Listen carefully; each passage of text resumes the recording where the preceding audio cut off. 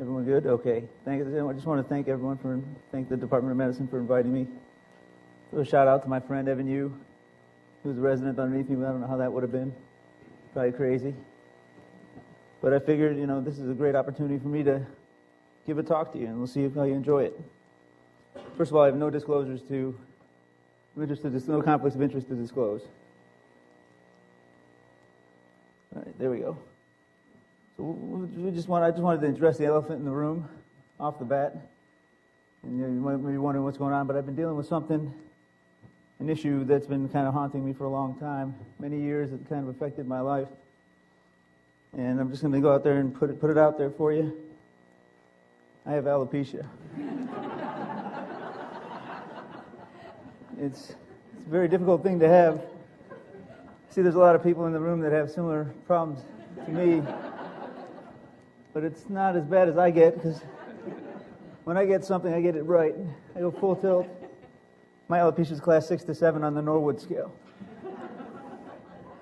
And from the aerial view, it looks like the Ohio State horseshoe. So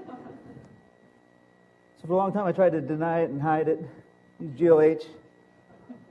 Joined the hair club. You can comb it and style it. Go swimming. Then I tried to get hair transplants, but I wasn't really interested because everyone's hair looks the same. So I finally just accepted what was going on.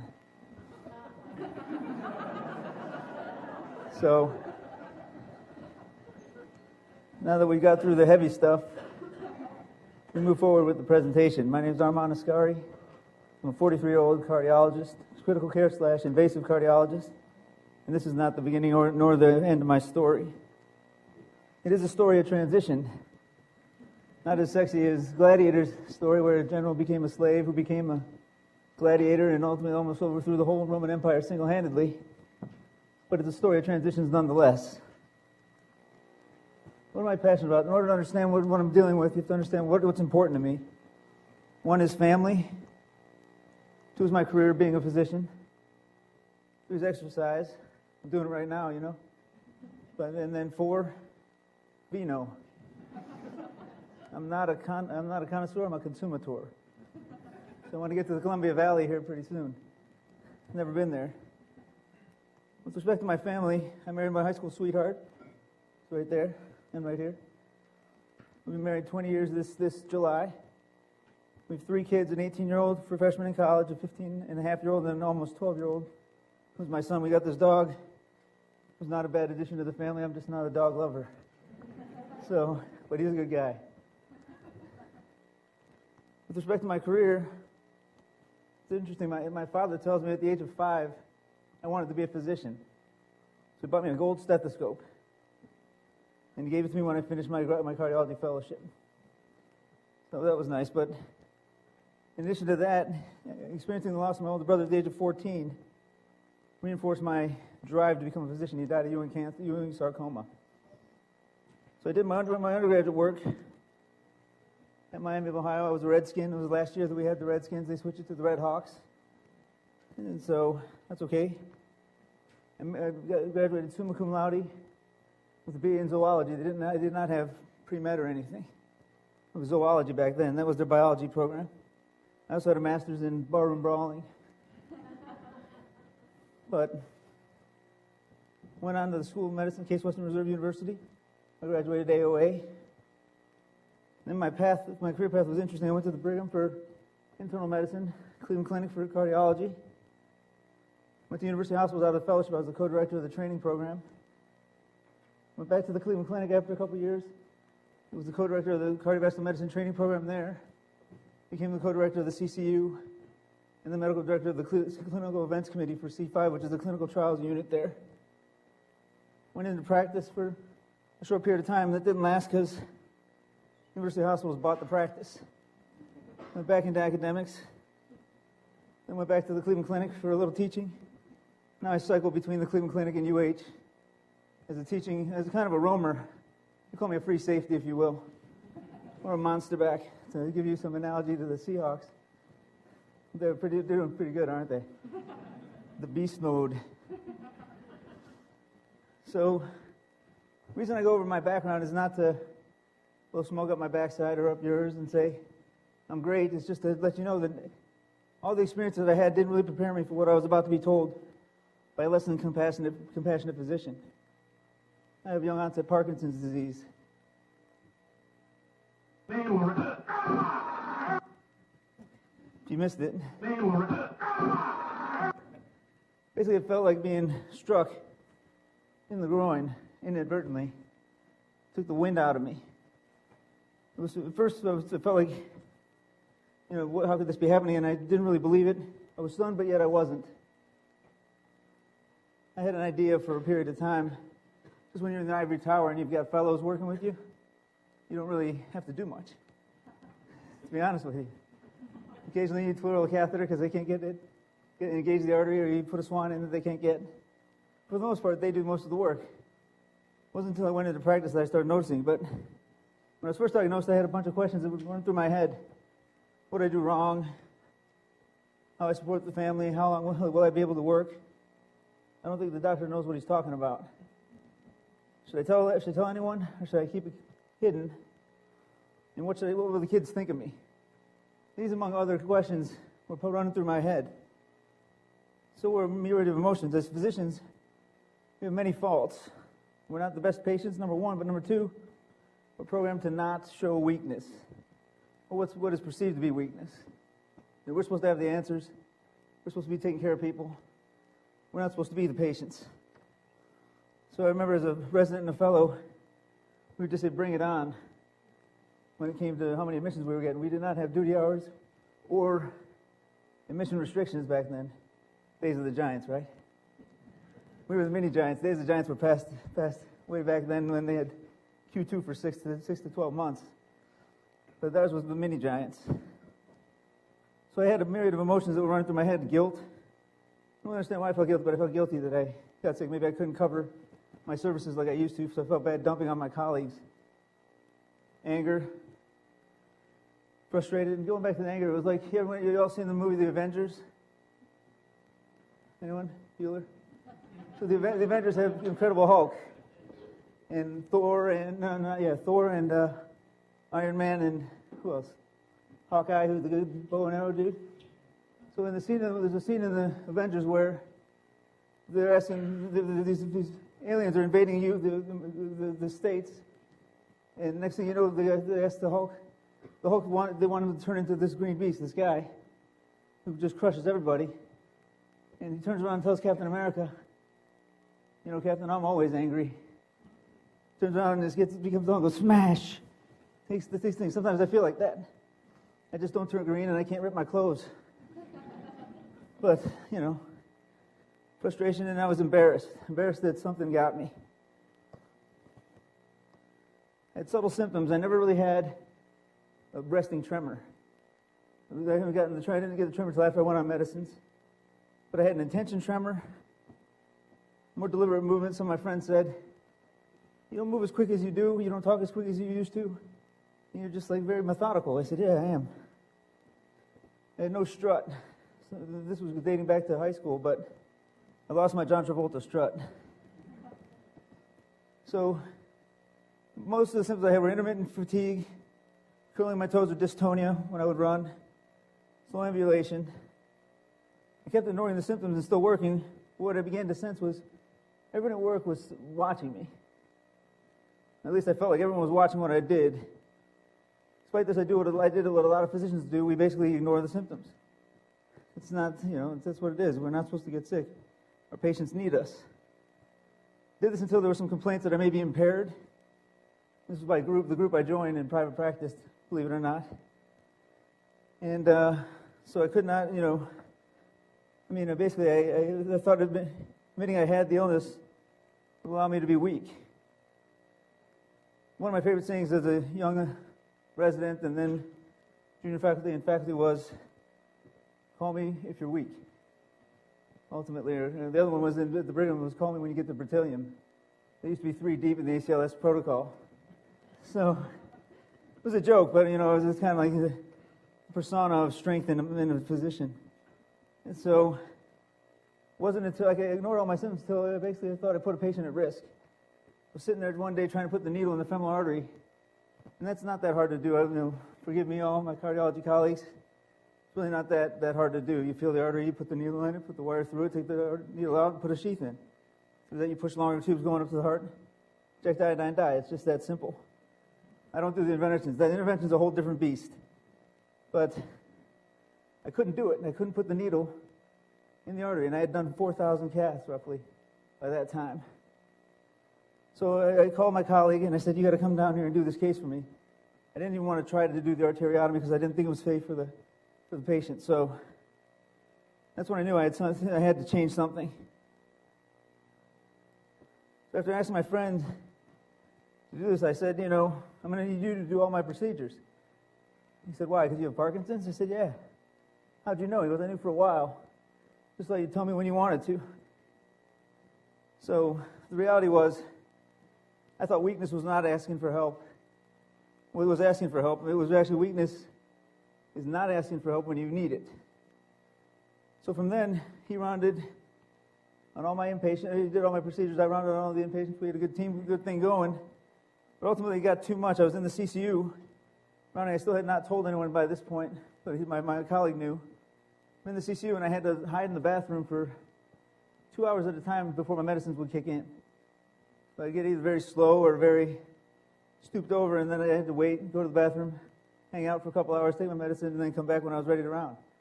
I realized that was not good for anybody, not good for me, not good for the residents, not good for my education for the fellows, and not good for the patients, most importantly. So I went to this guy, who I'll tell you a little bit about in a little bit. I said, Arman, go do what you got to do. Come back if and when you're ready. I said, okay. Anyone see the movie Die Every Wimpy Kid? Anyone have kids here? This is called the stinky cheese.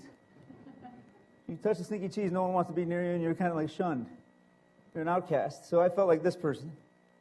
When I was ready to go back, the administration at university hospitals told me, listen, you didn't jump through our hoops. I said, what do you mean? He goes, our neurologist didn't clear you. I was cleared by a neurologist at the Mass General. I thought that was good enough. And so, number one. Number two, she said, even if you were cleared, we don't think we have a job for you anymore. So I said, all right, great. Now what do I do? But to me, to a lot of people, Parkinson's does not seem like a terminal illness.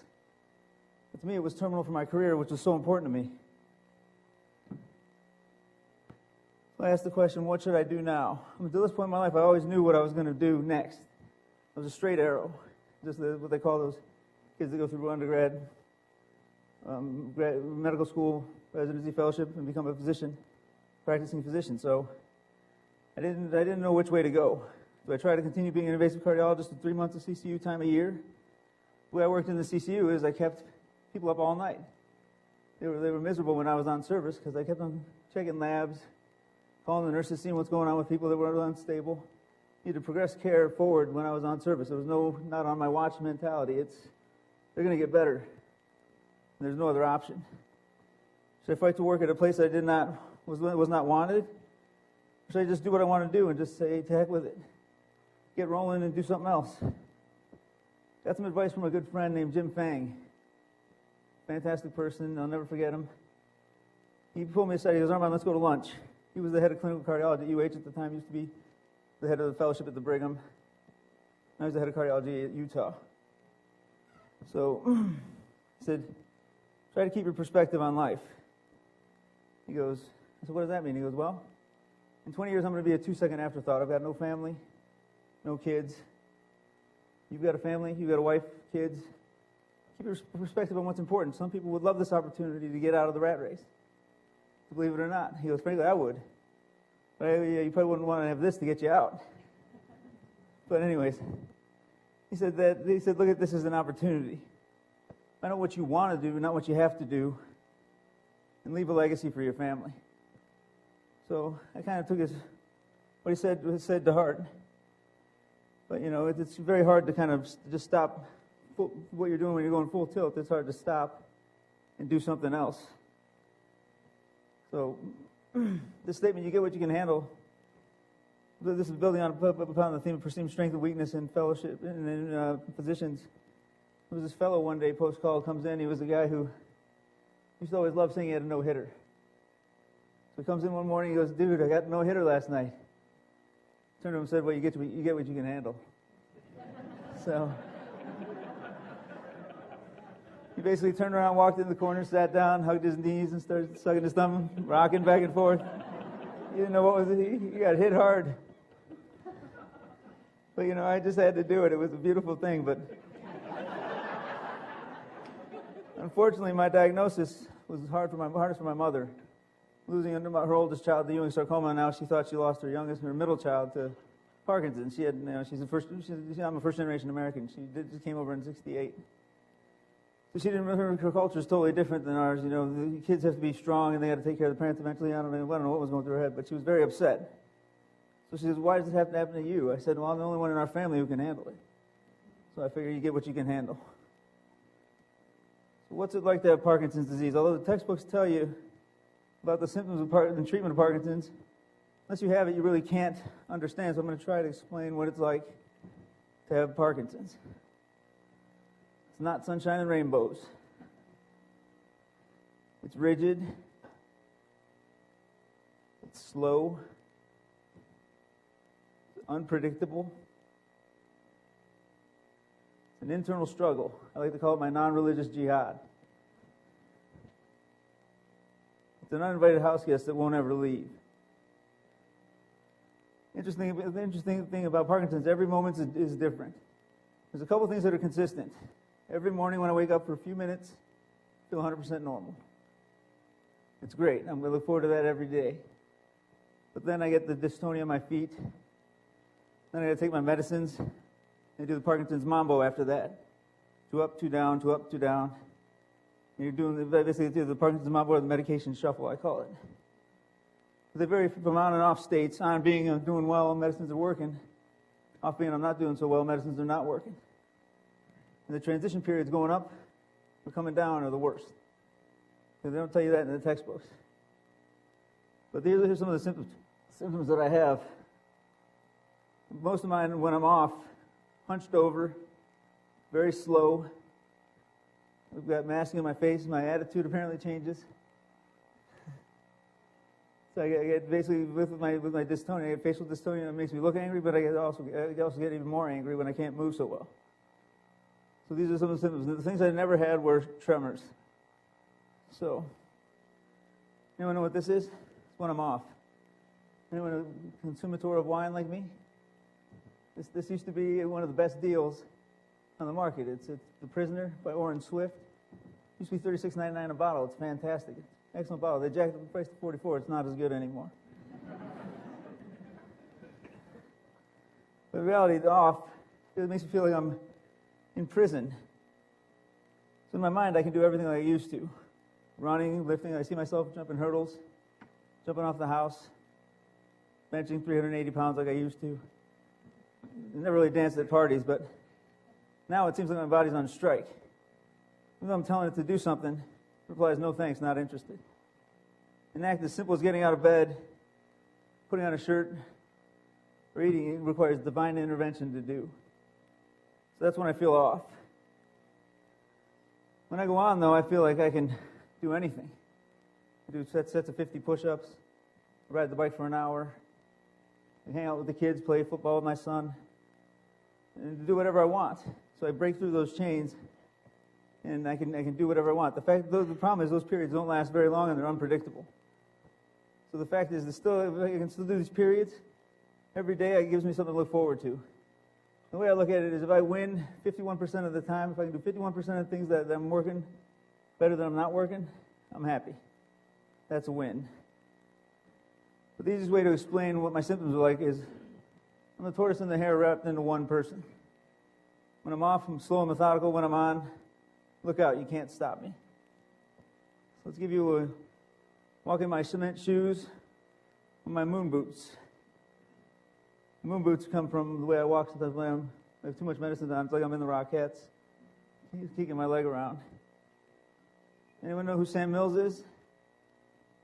You probably know who he was because he harassed your team in 2003. This Sam Mills was Mighty Mouse, inside linebacker for the New Orleans Saints back in the late 90s.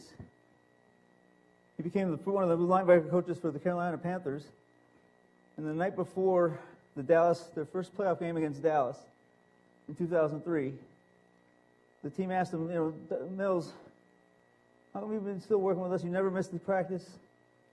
You got diagnosed with cancer. Everything's he was like, listen, when I got diagnosed, I could do two things: quit or keep pounding. He said, I'm a fighter, so I kept pounding. You're fighters, keep pounding. They beat the Cowboys the next day in the first playoff game. And that's Evan's team, so everyone knows. But they beat the Cowboys. They were so inspired by him. They beat it. So keep pounding is something I say every morning when I wake up. The other thing is it's made such a ripple in the Carolinas. Started to keep pounding foundation. And 2 years ago, in 2012, was the first year that the Carolina Panthers got a new vendor for their jerseys. And they embroidered in every jersey, keep pounding. In memory of Sam Mills. So very inspirational to me. So here's what it's like, a day in the life of someone with Parkinson's. A few minutes of freedom when I get up. Then I get severe foot and leg dystonia, so I can't walk. Just bought a sweet cane. My wife won't let me tell you what it is, but it's a sweet cane.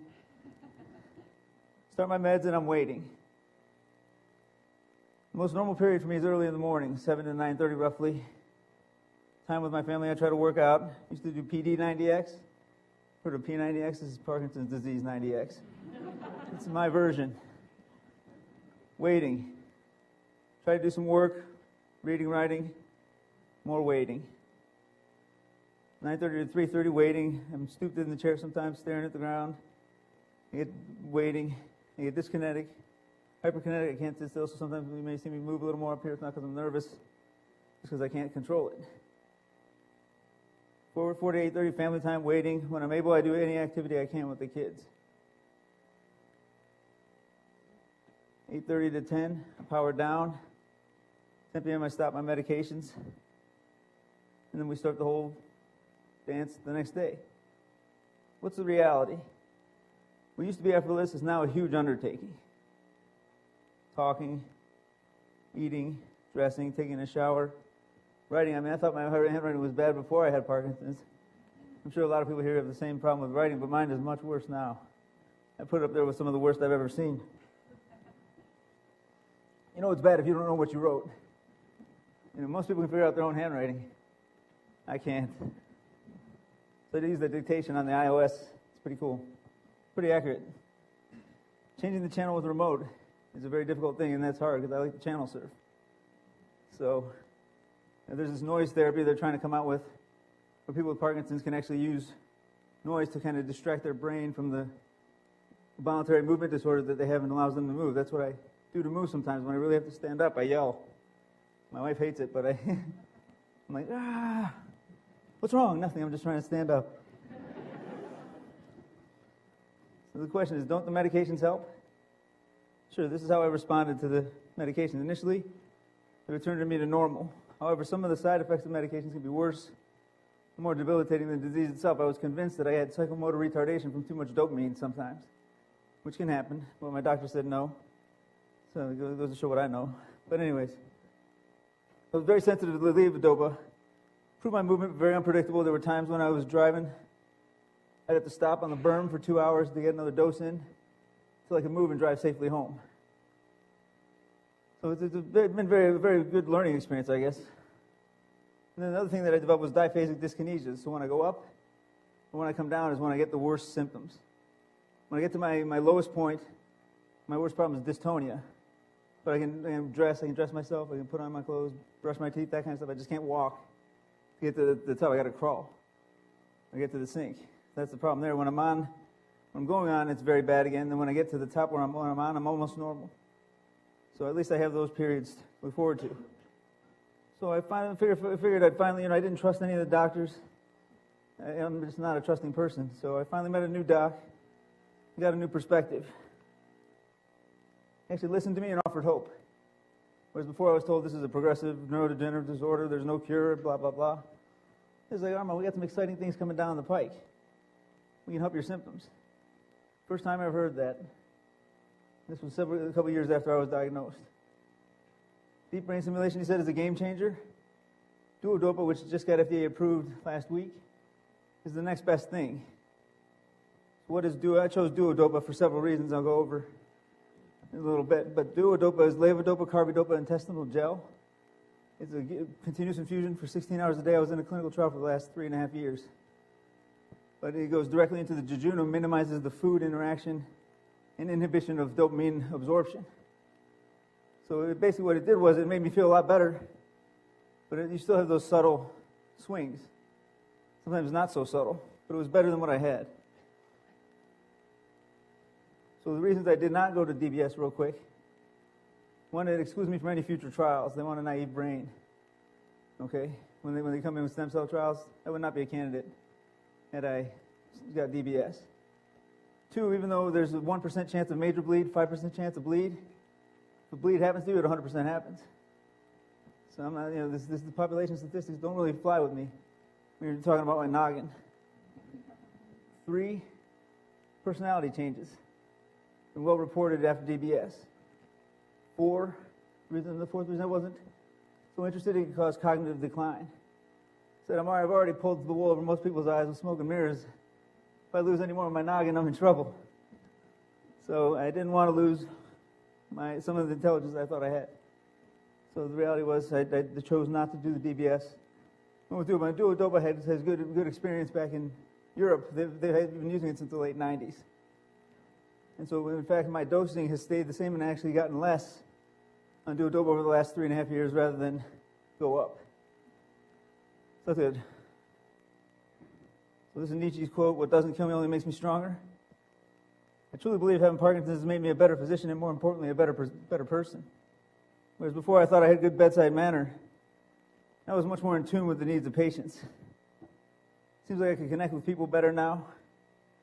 Maybe due to the fact that I understood, no matter how insignificant a person's issue sometimes seems to us, come to you with toe pain, to them it's a very important issue. That's why they came to you.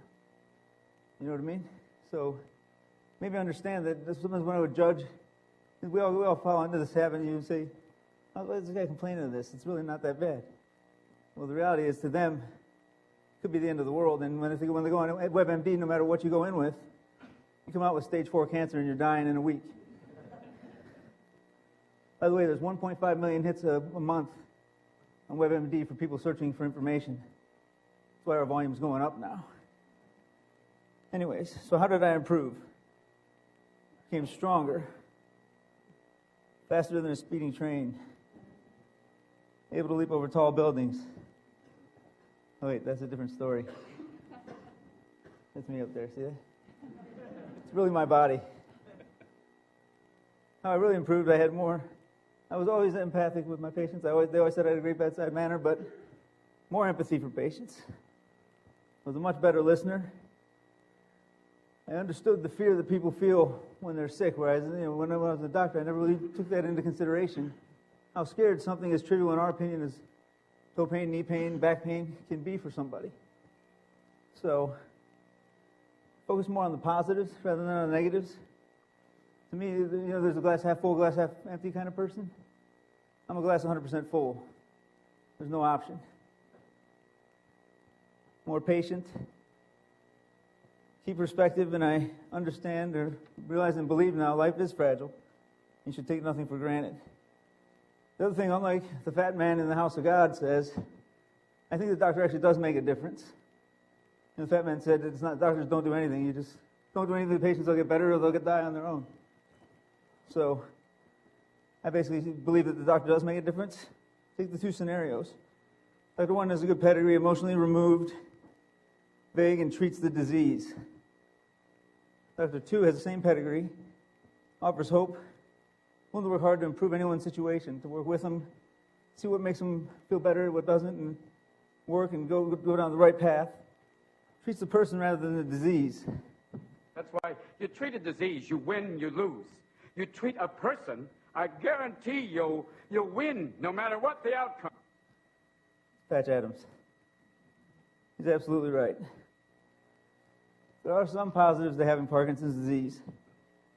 One is I get chauffeured. So, you see Hoke there.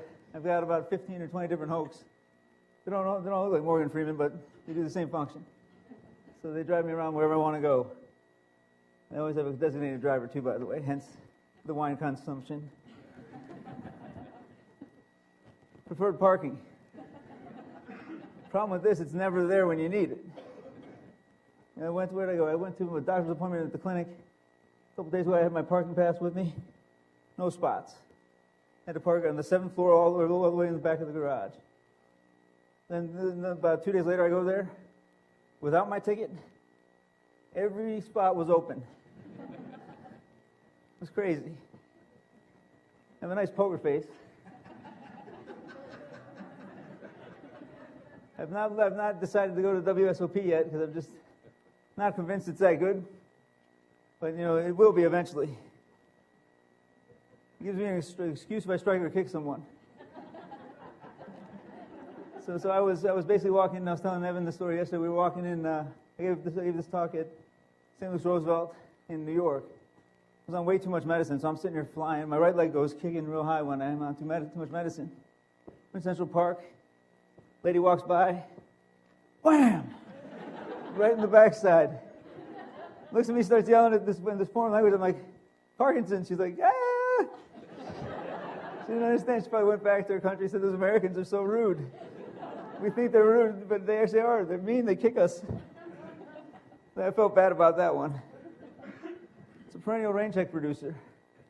This is a classic one. If you're not in the mood to do something, my Parkinson's is acting up. Can't do it. Everyone wants to be understanding. This is a great one, which I finally realized, because I was trying to be strong and didn't want to be weak, so I was trying to walk through the airport to go through security. But I realized that's not the right way to get through. Go ahead and take the wheelchair.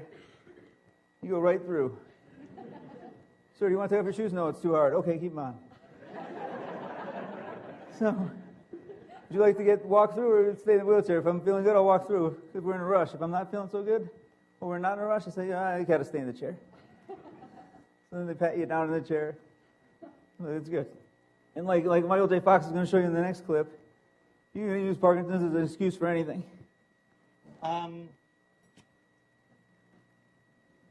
What's going on up here?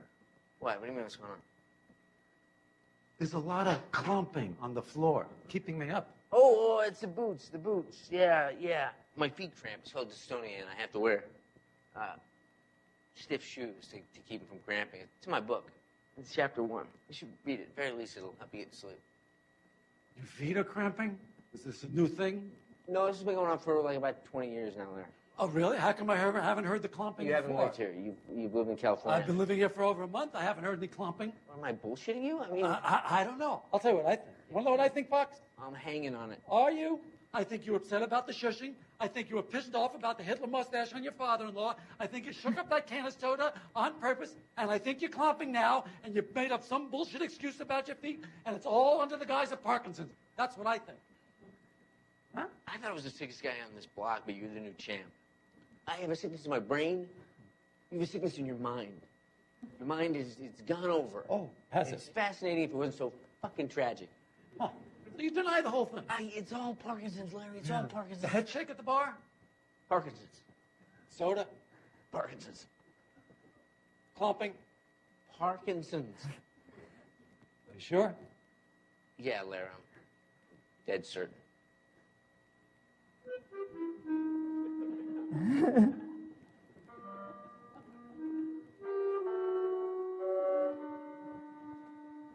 Okay. It cracks me up. So not only is Parkinson's my curse, it's also my gift. You may ask, well, how could it be a gift? Well, I'm going to tell you. While Parkinson's took away my career, it's given me back time. Time's the most precious commodity we don't have enough of. But most importantly, it gives me time with the family. We have a much stronger family since I've been diagnosed with Parkinson's. It's also, I've been able to teach my kids how to handle adversity pretty well by the way I do it. Do as I do, not as I say. And I think they're going to be stronger for it in the future, too. It's allowed me to evolve as a person, not from Cro-Magnon to Homo erectus and that kind of stuff, but as actually a full person. So getting back to the question, what should I do now? It's ironic. Up until this point in my life, was a straight arrow, very rigid in my path. without Parkinson's. Now, with Parkinson's, I'm much more fluid and able to do whatever I want to do. I'll tell you what I've been doing now. I've co-founded an organization called Premier Health Advocates. We're a group of physicians that provide medical guidance for patients. Basically, we educate and guide them through the healthcare system. We don't second guess what physicians do. We help the patients understand what's going on. And we provide a mechanism for them to ensure that they're getting care for them and not to them. But my belief is never to make yourself look better by making someone else look bad. Make yourself look better by making everyone look better. The better your doctors look, the better I look. So I help them with guiding questions to get the right answer the first time. Expedited appointments, all these kinds of things that we do to increase the efficiency of healthcare and improve the quality. Started a heart failure initiative. Been pretty successful in decreasing readmissions from the nursing home space back to the hospital for patients with heart failure. Our preliminary data for the first 400 people we studied recently, the readmission rates for us in the homes that have started our program, 5% 30-day readmission rates, which is pretty good. I think we'll get that down. National average is 20 to 22%. I finished the hemodynamics book early on in my the disease.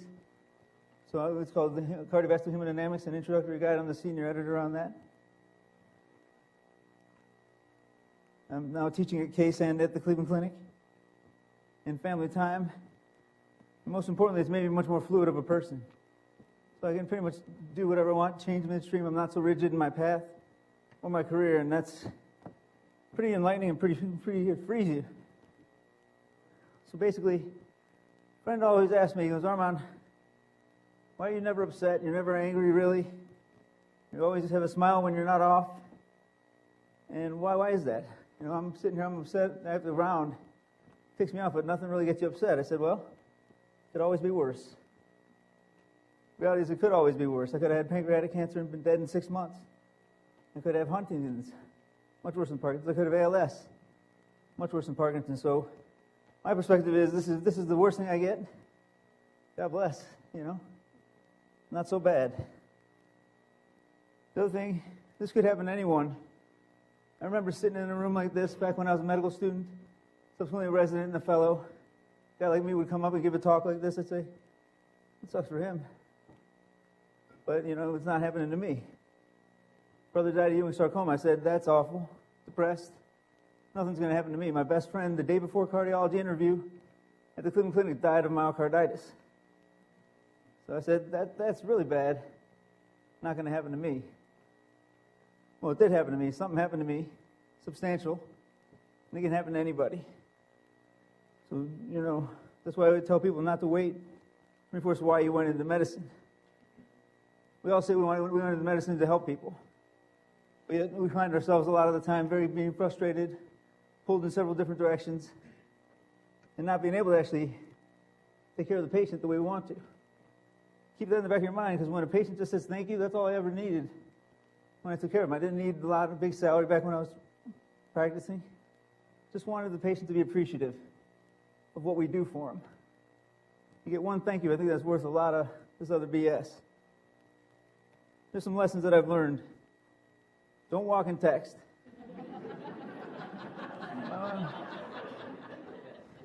My wife tells me this all the time. I don't listen. One time I almost got run over by a car. We were visiting Vanderbilt with my daughter, and I almost got run over. She's like, honey, you got to not walk and text.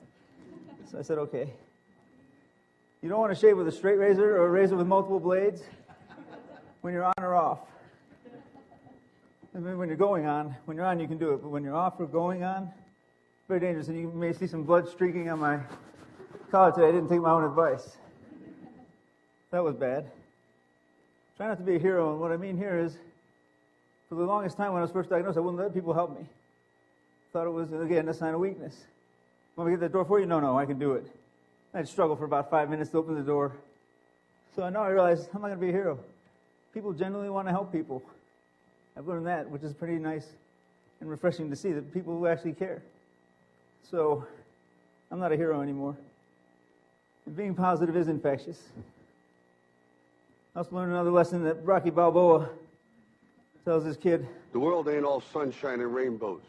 It's a very mean, nasty place, and I don't care how tough you are, it will beat you to your knees and keep you there permanently if you let it. You, me, or nobody is going to hit as hard as life. But it ain't about how hard you hit. It's about how hard you can get hit and keep moving forward. How much you can take and keep moving forward. That's how winning is done.